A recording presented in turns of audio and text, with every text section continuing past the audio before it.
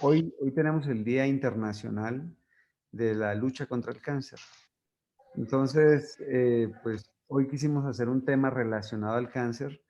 Y bueno, qué mejor que para este tema tenemos hoy al doctor Juan Carlos Oliva Posada, que es cirujano general, cirujano oncólogo además, de la Unidad de Oncología del Hospital General de México y de la Clínica Londres del Grupo Ángeles, profesor de posgrado ya desde hace varios años y además es el encargado de la supraespecialidad en gineco-oncología y cirugía oncológica ante la Facultad de Medicina de la UNAM, de la Universidad de México, además de ser consejero del Consejo Mexicano de Oncología.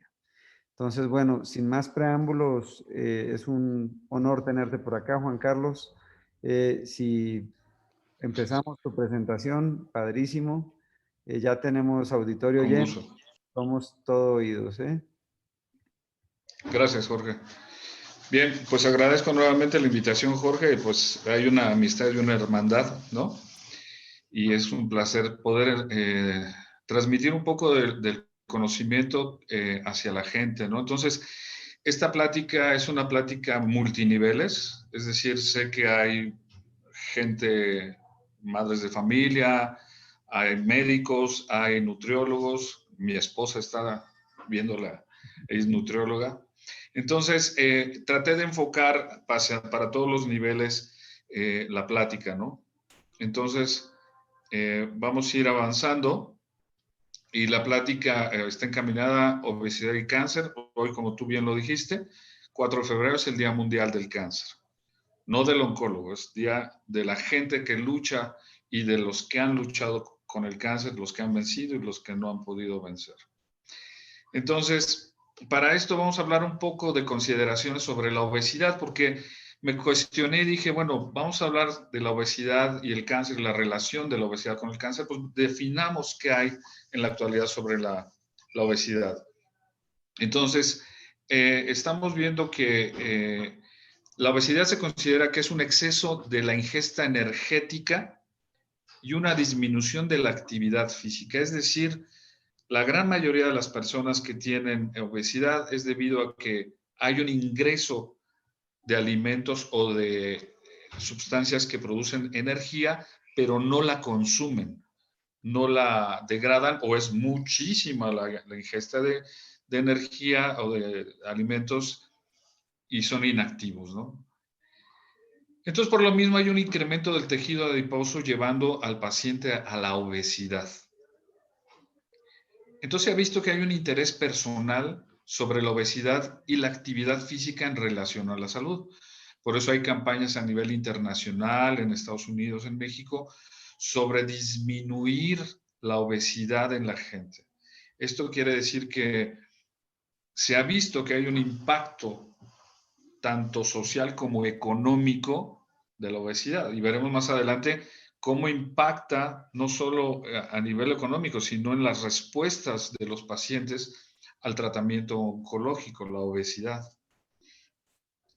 Y entonces se han hecho cambios en el estilo de vida para disminuir este riesgo.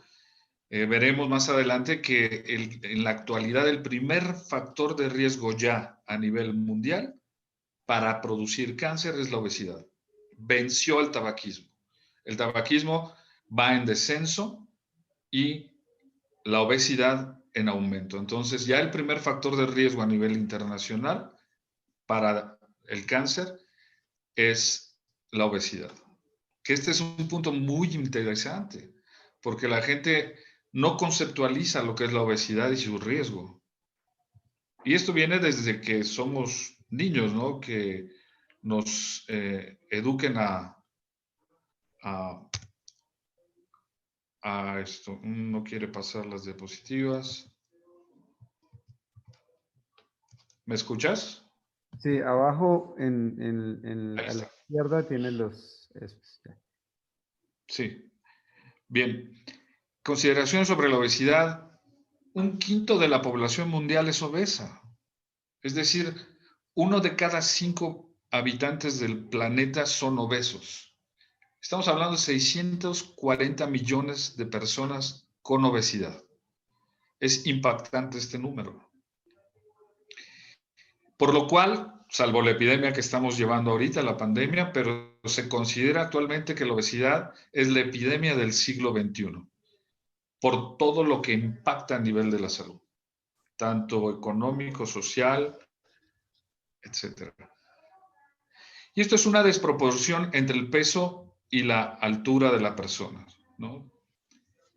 Y por lo mismo, aumenta el riesgo para morir por enfermedades no solo de cáncer, sino cardiovasculares, el desarrollo de diabetes tipo 2 y obviamente de cáncer. Entonces, la obesidad, si lo observamos detenidamente, la sociedad, la comunidad, la gente política debe de encaminarse a disminuir esta enfermedad, porque va a impactar en la economía y en la salud de la gente. Entonces, 3/4 partes de la población adulta desconoce la relación que existe entre la obesidad y el cáncer. Esto es un estudio que se realizó por medio de la Organización Mundial de la Salud. Es decir, solo 1/4 de la población mundial sabe que la obesidad puede condicionar el cáncer. Es decir, que la gente no lo sabe. El aumento de la obesidad y la disminución en el consumo del tabaco han llevado a que la obesidad, como dije anteriormente, se ha vuelto el primer factor de riesgo para el desarrollo de cáncer. Es decir, veremos más adelante, que cada 10 pacientes con cáncer, 2 son por obesidad. Entonces, me metí a buscar algo de las causas que puede haber en México y una de ellas es el refresco, donde la tasa de mortalidad por diabetes es de 35.6 en hombres y 31.6 en mujeres en América, pero en México es del 94.2 en hombres y 85.7 en mujeres. 11.4 millones en México sufren de diabetes y otro 30% no sabe que está enfermo, ¿no? Es algo alarmante. México tiene la mayor tasa mundial de muerte por diabetes. Tenemos la mayor tasa de muerte por diabetes. ¿Eso qué es?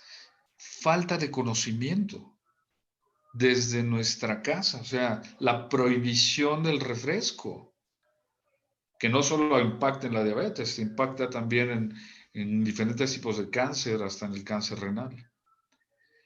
El 35% de los niños menores de 1 año y el 65% de menores de 2 años la consumen el refresco.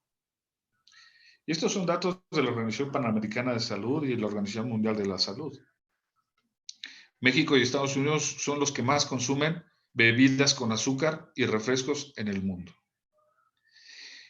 Entonces, estamos viendo cosas realmente que se pueden bloquear desde la infancia.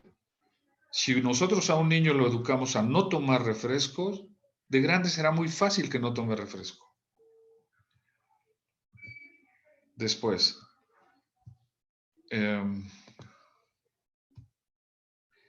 entonces aquí vemos una imagen donde vemos a una persona con obesidad, obviamente, que va a impactar a nivel de su salud.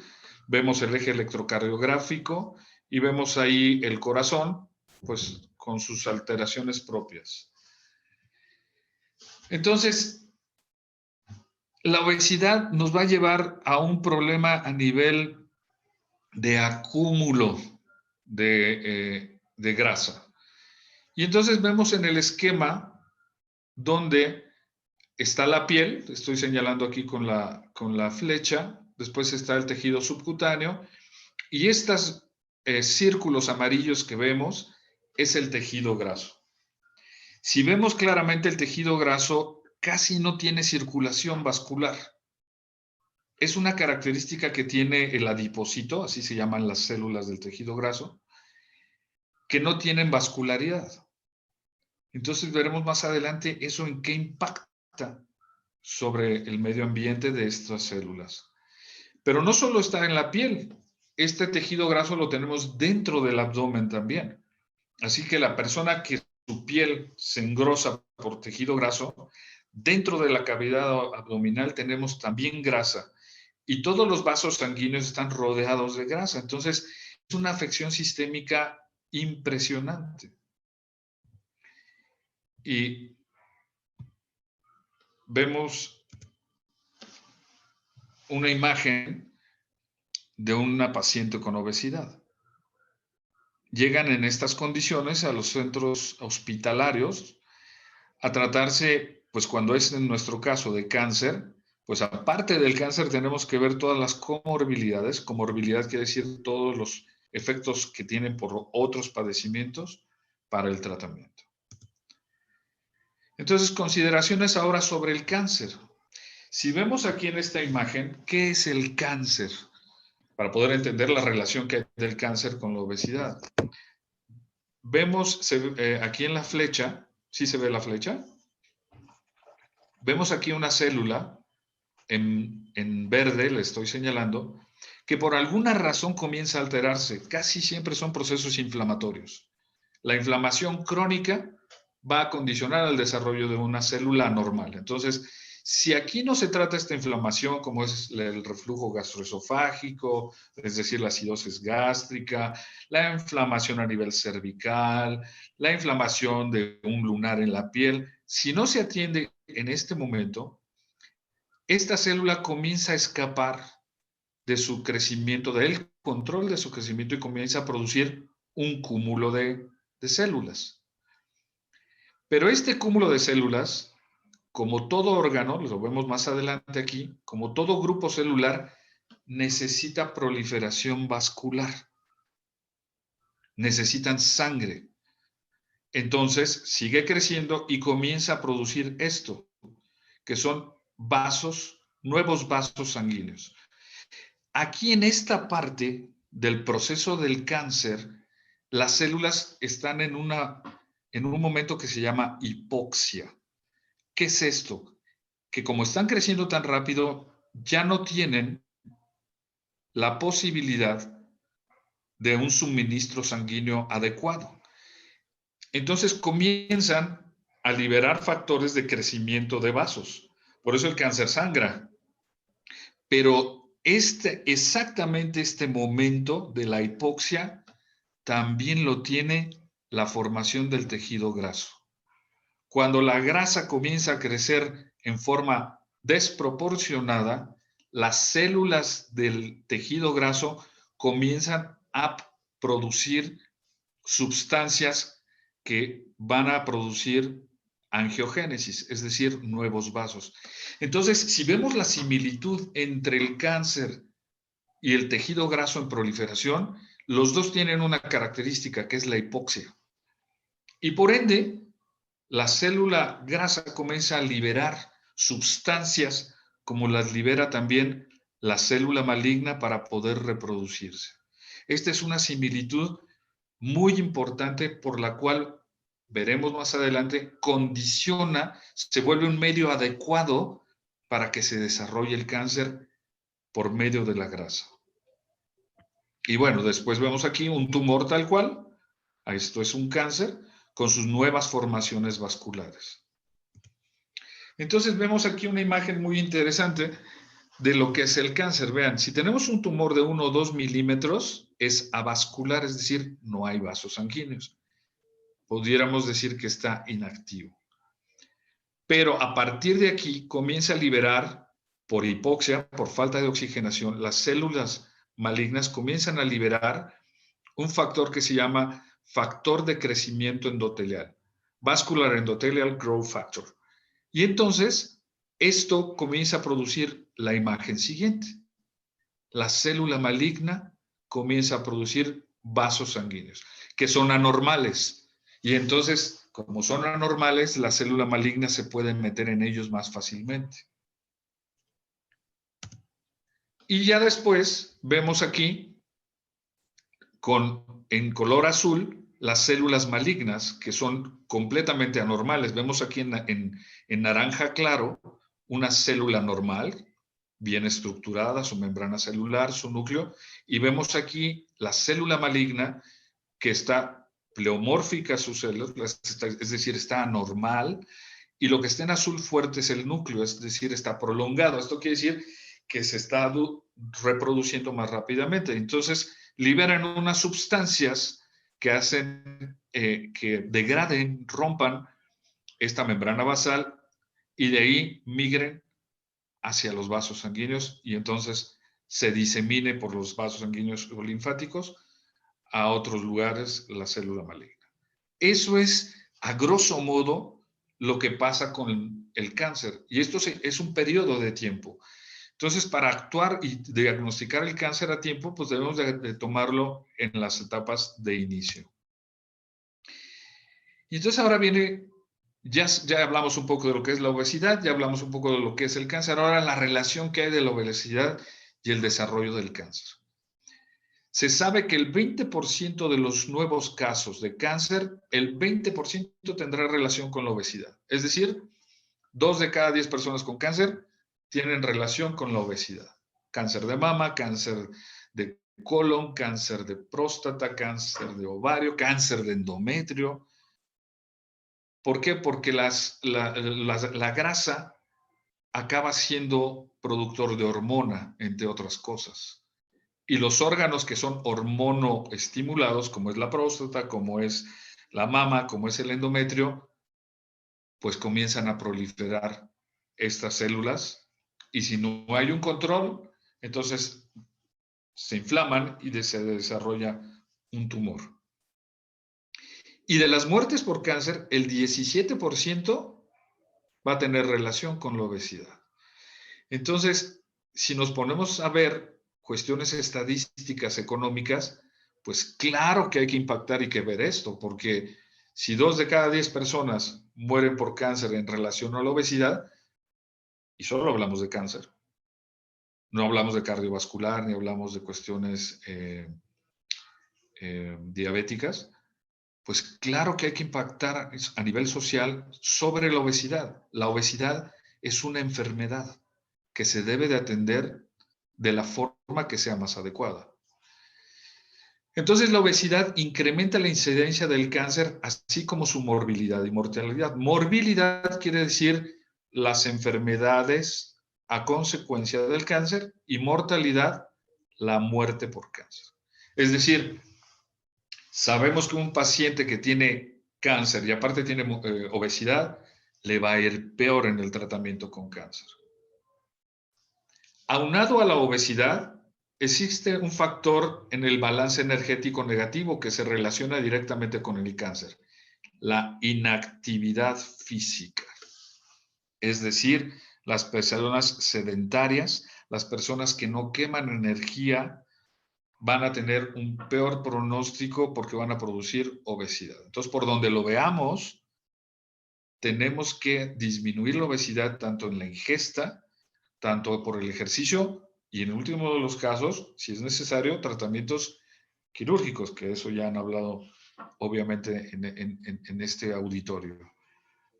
Entonces,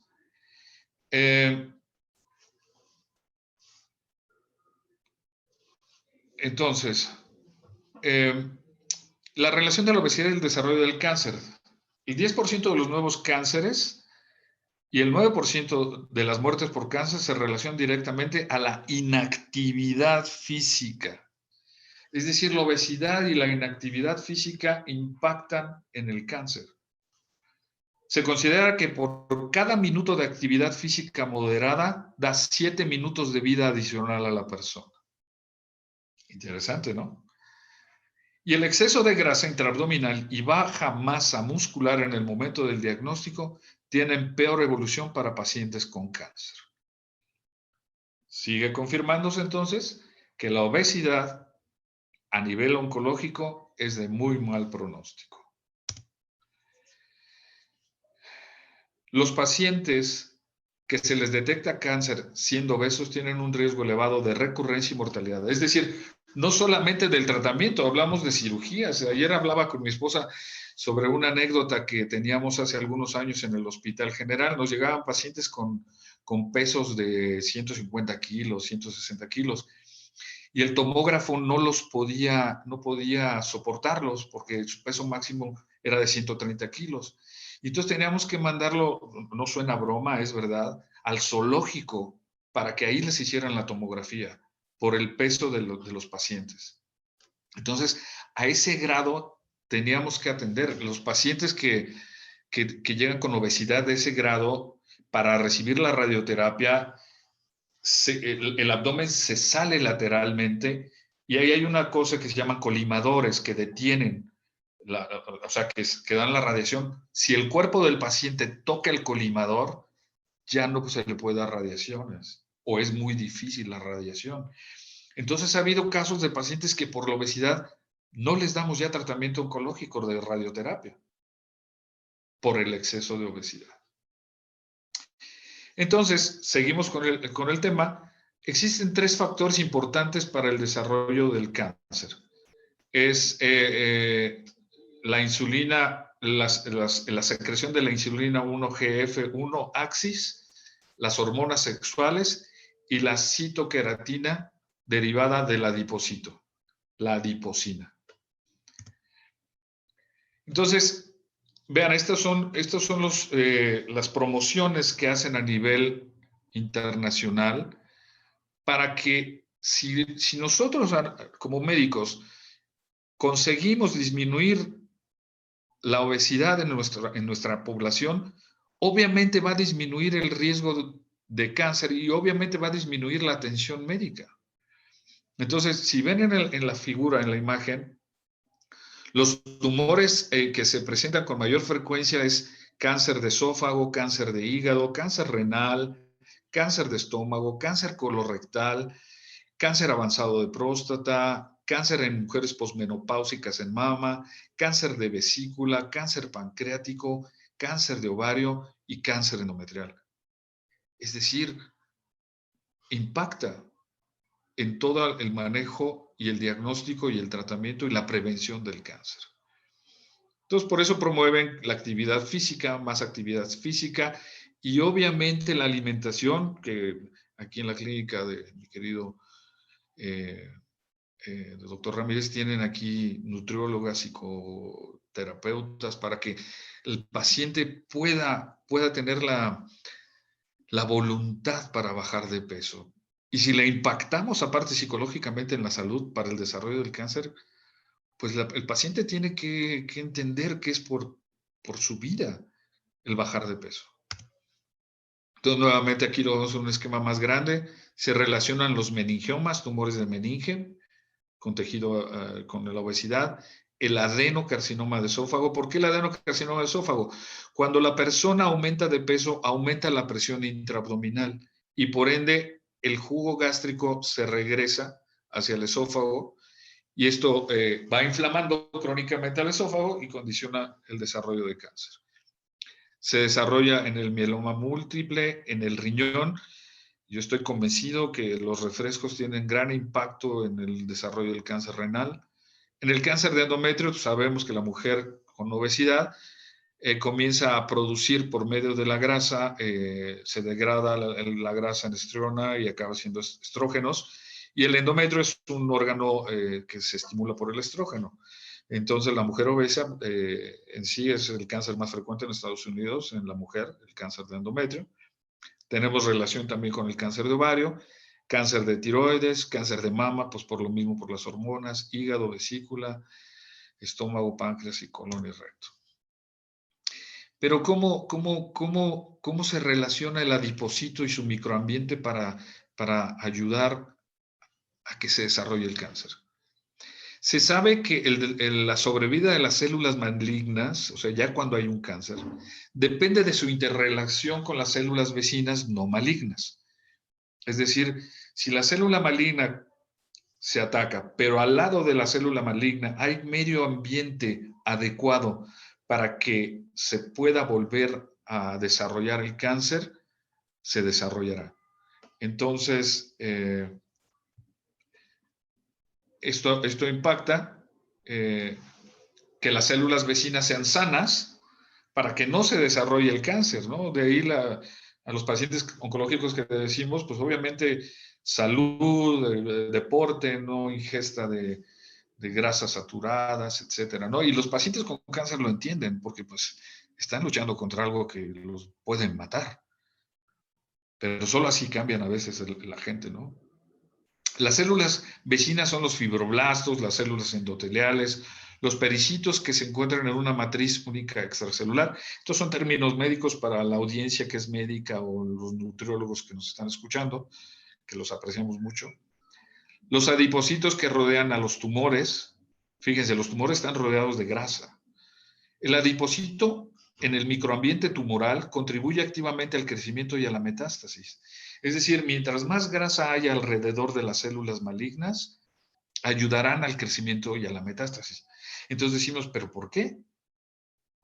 Por lo que dijimos al principio, porque el adipocito también está en un medio hipóxico y al estar en un medio sin oxigenación se comporta igual que la célula maligna y empieza a liberar sustancias para el crecimiento de células. Veamos. Entonces,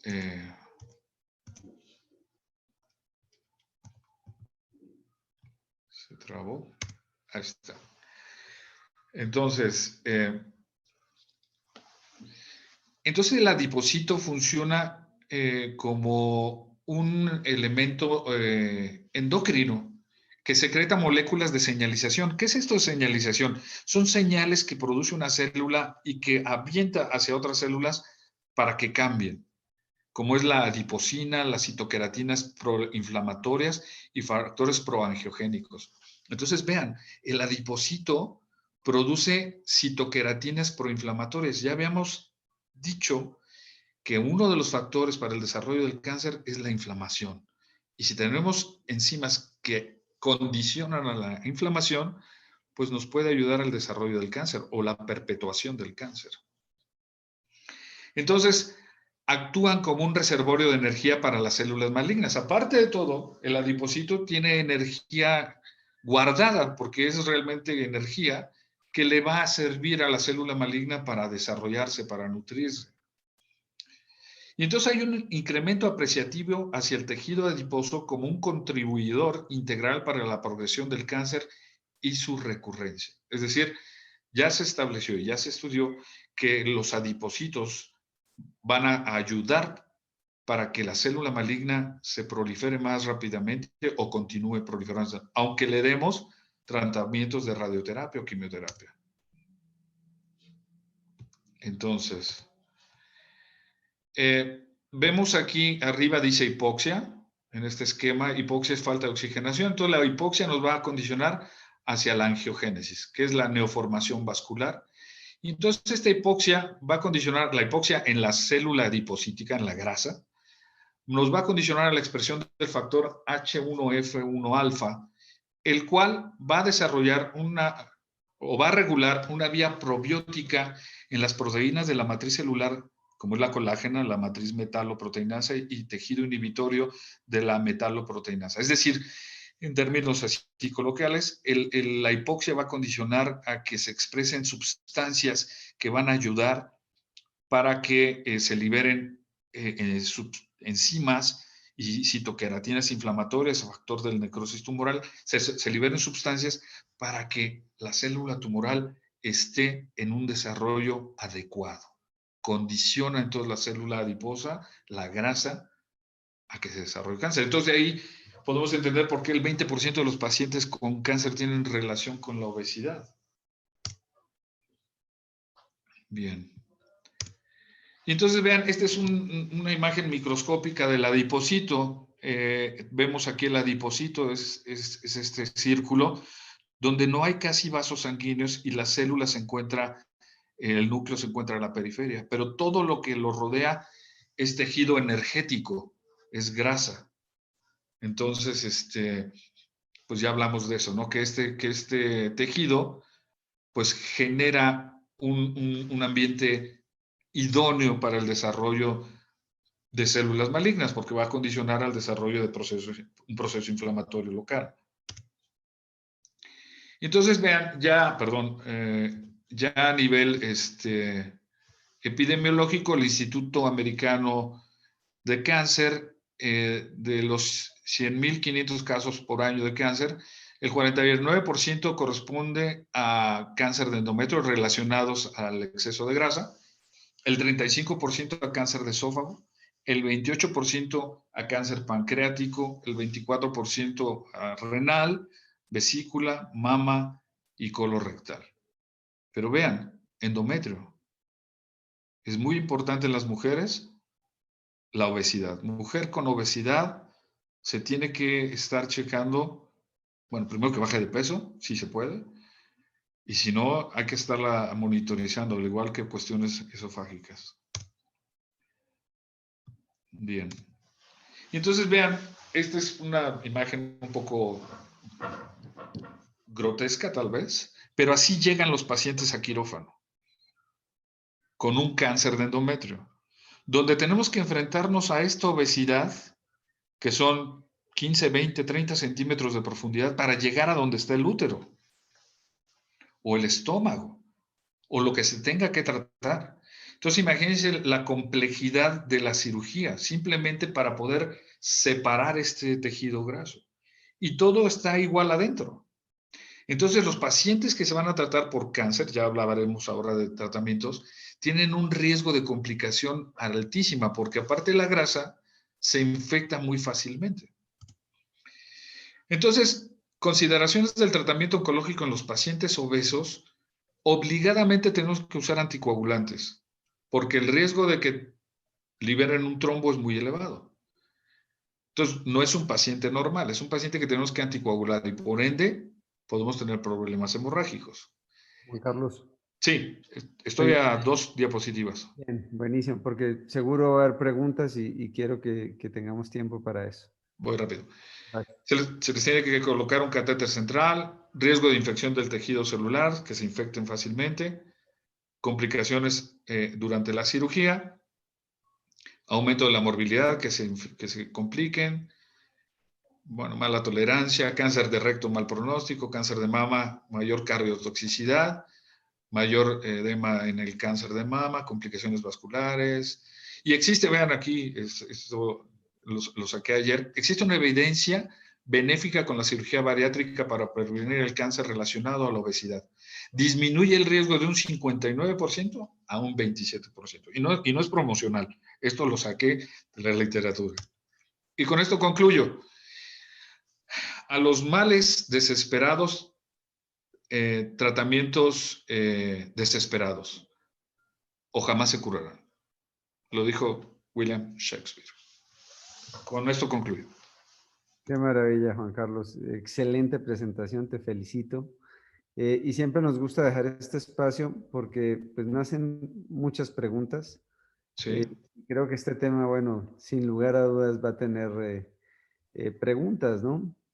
Interesantísimo verla, y no nos pusimos de acuerdo, ¿no? Pero esta relación con la obesidad y la patología cancerígena es increíble, ¿no? Claro. Juan Carlos, ¿qué mensaje nos queda? Bien. Para mí también fue muy interesante meterme a profundizar en esto de la obesidad, aunque sabíamos que existía, pero creo que debemos de impactar desde nuestro hogar, desde nuestros niños, desde nuestra familia, desde el núcleo. Todo se resuelve en el núcleo, la mayoría de los problemas.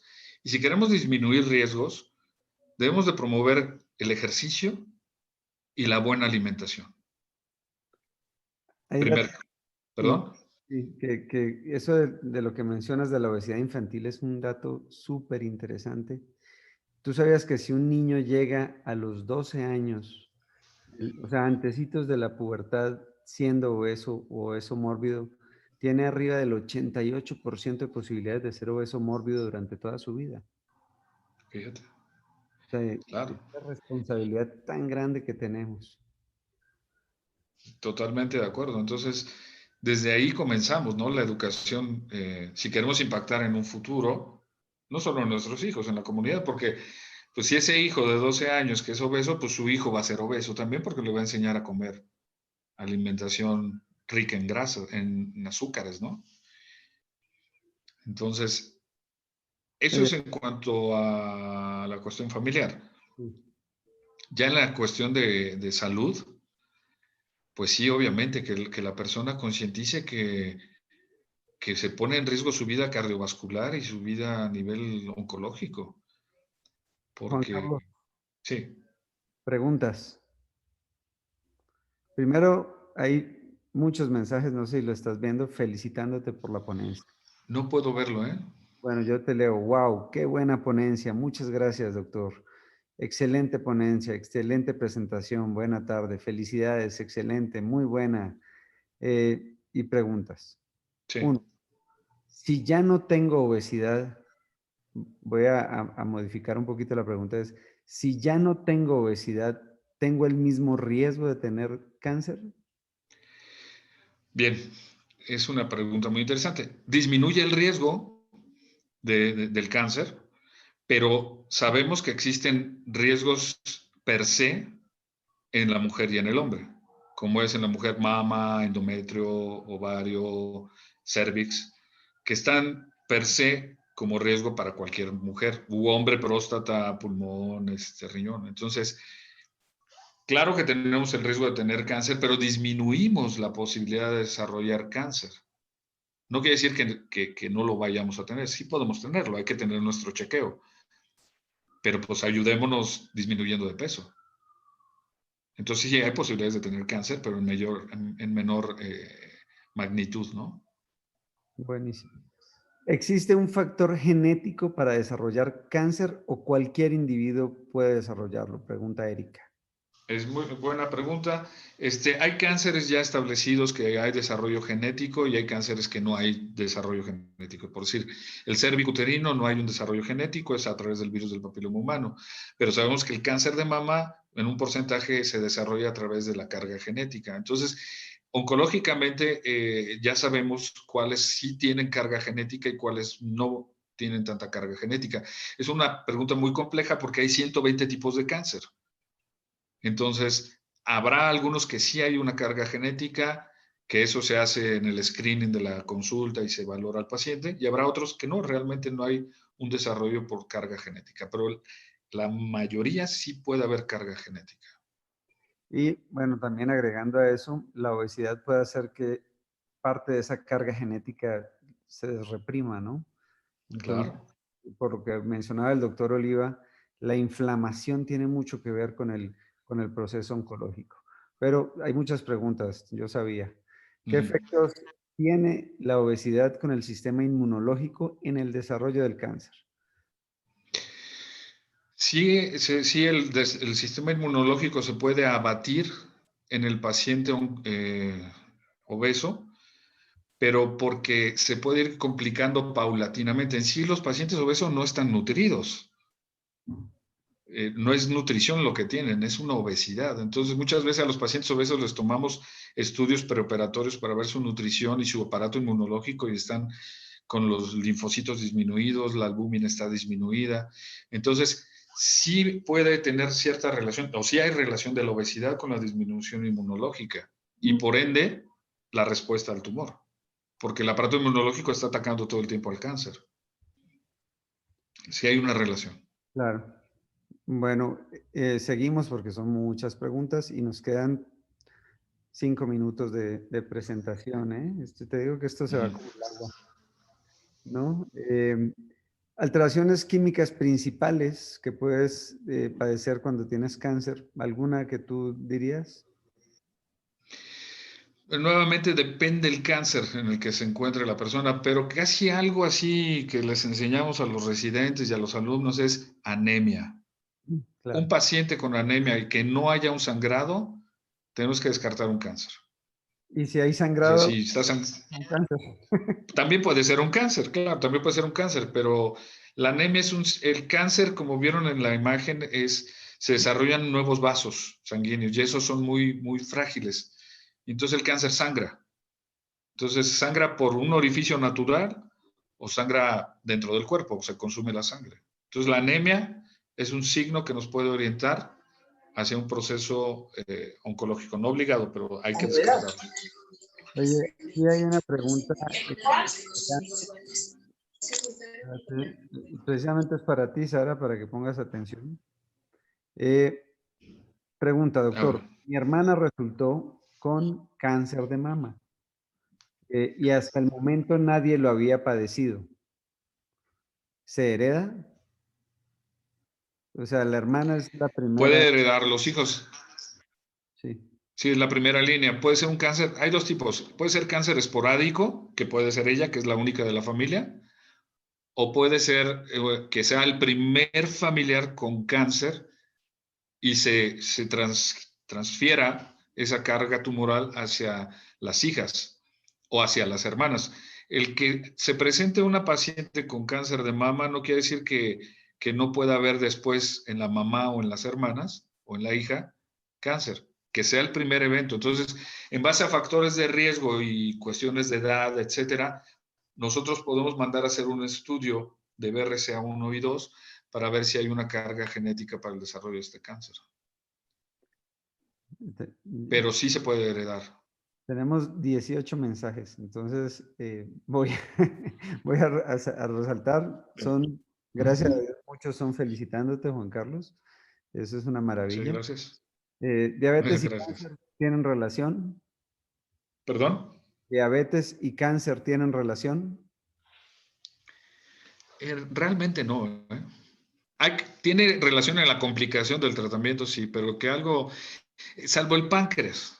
Se sabe que el paciente que debuta con cáncer, con diabetes, eh, uno de los signos del cáncer de páncreas es el debut con diabetes insulino dependiente. Y de pronto agregar que es más bien la obesidad, ¿no? Y muchas veces lo atribuimos a la ¿Para el diabetes. páncreas? No, para cáncer, ¿no? O sea, como bien nos lo explicó el doctor, Bueno, el factor más importante es la obesidad más que la diabetes. Obviamente hay una asociación de obesidad y diabetes directa, pues, muy alta, pero es más la obesidad con el cáncer que la diabetes con el cáncer, ¿no? Eh, claro, claro, claro, sí, la diabetes, sin duda. exacto. Niños con obesidad a largo plazo, mayor posibilidad de cáncer. Creo que ya lo respondiste, ¿no? Sin lugar a dudas, ¿no? Ujú. Bueno, ¿hay algún Sí. tipo de dieta? Ahí es donde tuve que haber tomado tu sugerencia de invitar a una nutrióloga. ¿Hay algún tipo de dieta o alimento que involucra la angiogénesis? Preguntan. A la angiogénesis. Ajá. No, realmente no. Para que produzca angiogénesis, no. La angiogénesis se deriva de un tejido.